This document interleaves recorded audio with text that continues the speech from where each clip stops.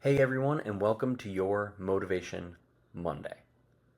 I had to take a little bit of time to recharge and to refocus on some things for the community to be able to move forward here, but we are back, and hopefully, I'm going to stick with the three long form videos for you guys as we move forward. Now, today, in the last couple weeks, I've had a lot of really great conversations on Instagram, and a couple of them had this underlying theme of feeling out of place on the pitch, and I thought it was worth discussing, right? Because many of us are in a position where we might not be the most experienced referee on the field. We have this experience where you are the youngest referee out there, right? And it happens. Even more experienced referees, even the most experienced referees, uh, don't feel at home in certain environments or don't feel comfortable on certain matches and so forth. And that happens. Um, but I want to say that we have to reframe this because I think that you do belong. And I think that there's a role for you, even if you're not entirely comfortable with it. So let's talk about this because I want to make sure that everyone who picks up the whistle or is running a line or anything like that feels comfortable doing what they're doing, regardless of the level of experience that you have. So, like I kind of just mentioned, like a couple of things that trigger this sort of imposter syndrome or this self doubt, right? It could be that you're the youngest on the field. It could be that you're the least experienced. It could be a higher level game than you're typically used to. The players, the coaches, the environment can be just that little bit more intimidating. Um, Maybe this is the second or third game at this level and you're not quite feeling it. You're not quite comfortable on in the game, right? Um, and with all of this, you only have your own head telling you you're not there, you're not there, you're not there, and you're not getting the external mentorship or validation from coaches or players or anything like that. Like, hey, ref, good game. It's amazing how just those little things can start to help you out, right? And I think it's important that we reframe this. We reframe the narrative of getting out of your head and just focusing and doing the best you can on the game at hand, right? So everybody makes mistakes, right? Players, most of all. They miss a sitter from the 6 yard area. Do they think they don't belong? Or do they just gear right back up for the next play? Their mistakes are going to help them get better the same way your mistakes will help you get better. So reframing what a mistake does is going to be critical to how you can grow. And speaking of growth, when you're in your comfort zone, when you are not challenging yourself and you're just doing the same games day in, day out, etc., growth isn't going to happen. So we need to be uncomfortable in order to grow and in order to achieve more. So, in that moment where you're not entirely comfortable about being on the field, when you're not entirely comfortable about being in the game, that's where you have the most opportunity to grow.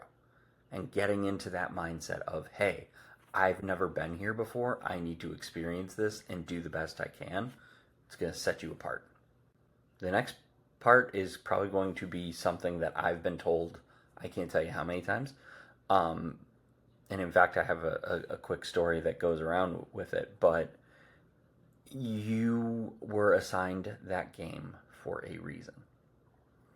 You were given the faith and the trust by your assigner um, that you could not only handle this game but excel at it. Now, that doesn't always happen. It could be the first, second, third, 1500th time that you're picking up the whistle. Doesn't matter. You were assigned that game for a reason. Go out there, give it your all. Trust that somebody else sees in you something that maybe you don't quite see in yourself. And finally, confidence doesn't come first. action does. In order to be confident and to develop your confidence, you need to be able to act on every bit of training and every bit of experience that you've developed up to this point, right? And it's all around building an internal belief and an internal confidence that you can step out there and take action. But that internal confidence and that internal self-belief doesn't happen unless you take the action first. So, how do we build this internal belief? How do we look at this from a sense of, I can do this? How do you do that? Well, first is in preparation, like I just mentioned. You're taking your classes, you're doing your ongoing learning. You're making sure that you know the laws inside and out, that you understand the considerations, your positioning, your movement. Also preparing for the game itself, right? Looking up the teams, whatever information's available, making sure that you are well aware of everything that's going on. Critical pieces that I think are there. I've talked a lot about visualization, right? Picturing yourself in handling the awarding of a penalty, giving a card, practicing, actually using the cards, practice, get them out, right? Doing it in front of a mirror, even if you can't visualize it in your head, you can still do it that way. It's all part of it because those are the mental reps that help you to do this, because it kind of tricks you, and you can kind of say, like, when you're in that moment and you're in that game, it's like, oh, I've already given this yellow card. I already know how to do it. I can get this done. That is going to be absolutely key. Give yourself goals. Set attainable goals. Set small wins. Little areas of focus that you can have, that you can start building on from game to game and from decision to decision, sequence to sequence, etc. Right? So, think of it like, I want to make sure that I am focused and managing restarts correctly.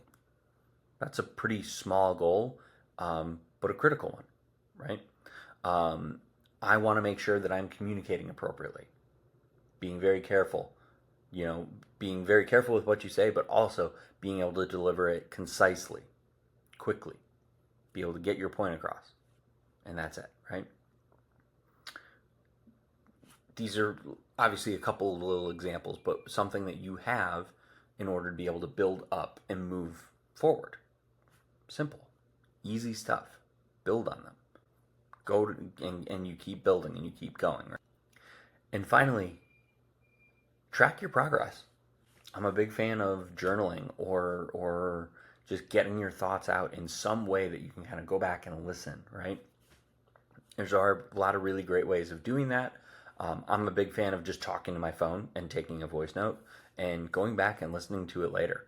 I think it makes a ton of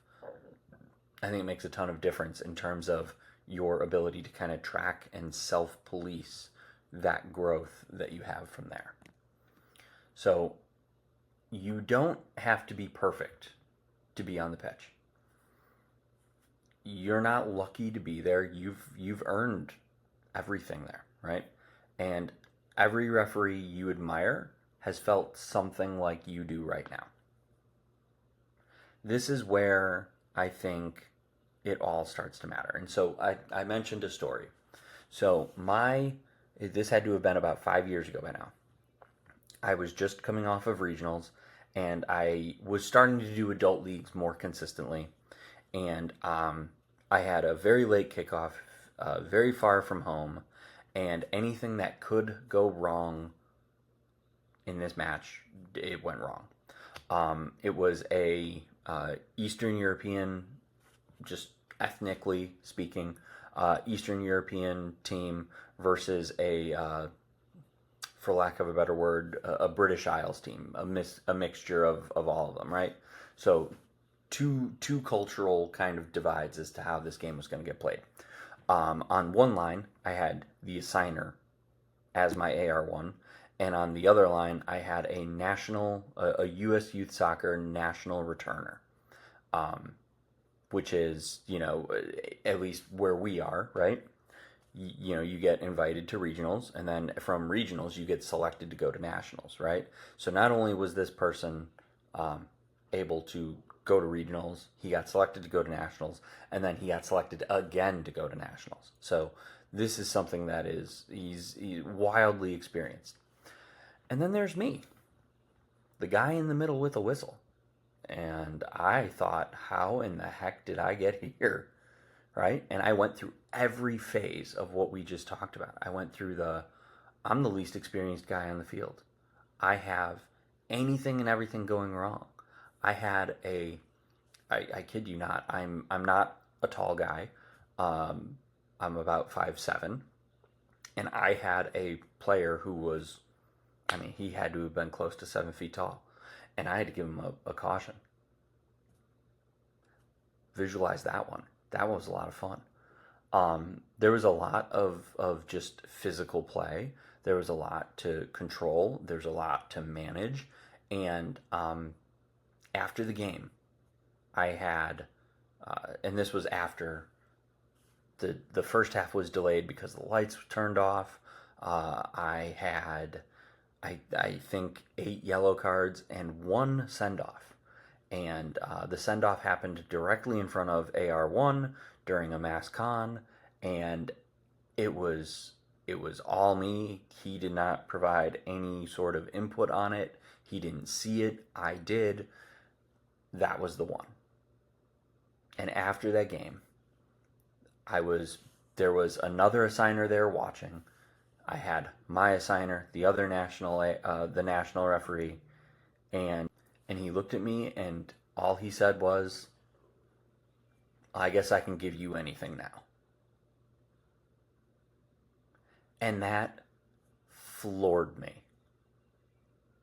It honestly did, because it was just those simple words of, I was on the match, I took action, I did it, I was prepared. I was prepared as I knew to be at the time. And this is something that I think is truly critical in terms of being able to get out of your comfort zone, do something different, trust that you're there for a reason, and above all, just do the best you can. Because at the end of the day, whether or not you feel like you belong there, I can promise you someone thinks that you do, and that they believe in your abilities in order to put you in that game. So I would love to hear from you guys. What is a story that you have along the lines of what I just shared? Something where you weren't supposed to be there, or you didn't feel comfortable there. What was it? What was the game?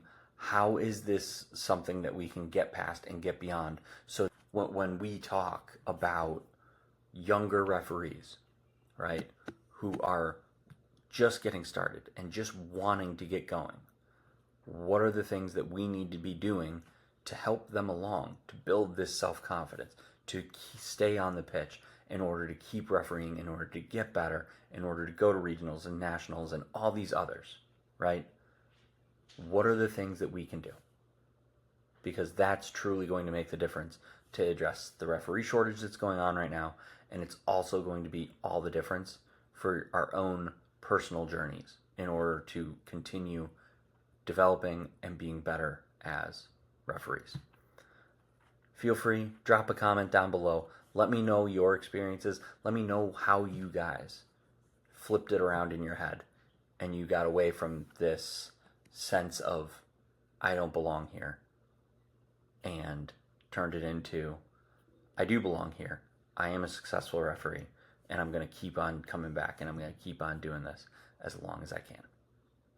Share those stories below, and I will look forward to seeing you guys for What's Your Call Wednesday.